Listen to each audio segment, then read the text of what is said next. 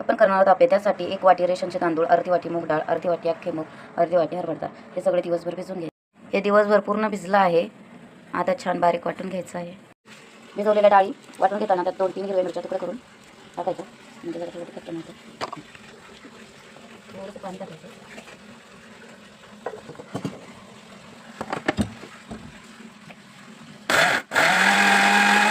हे वाटून घातलेलं पीठ चांगलं छान फुगलेलं आहे. भिजलेल्या पिठामध्ये बारीक चिरलेला कांदा टाकून घ्यायचा आहे. तर बारीक गॅसवर मी तेल गरम करायला ठेवलं आहे.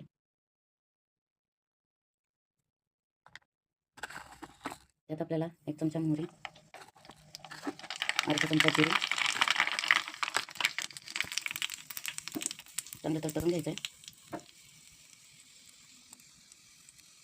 त्याच्यात कढीपत्ता आणि मिश्रण आपल्या पिठामध्ये टाकून घ्यायचं आहे.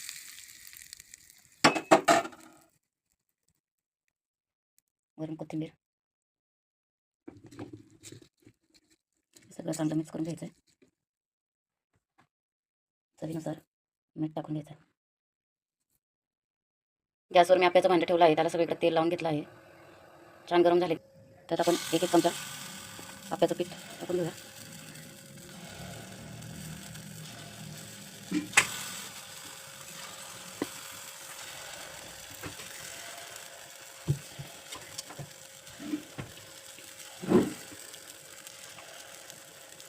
सगळीकडे टाकून घेतलं.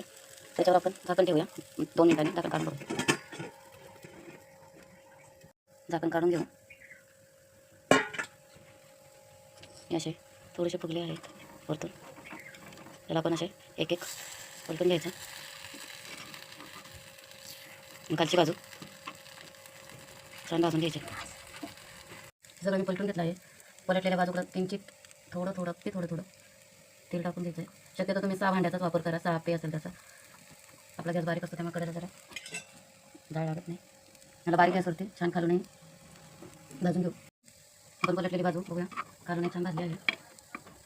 आता आपण एका भांड्यात काढून घेऊ.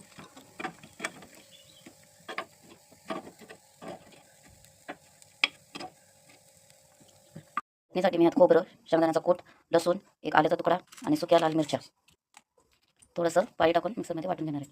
गॅसवर मी परत पळीमध्ये तेल गरम करायला ठेवलं आहे. त्यात परत मोहरी, जिरे,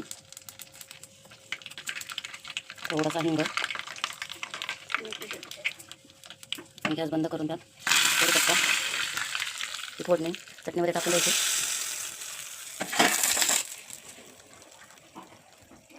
चटणीमध्ये थोडंसं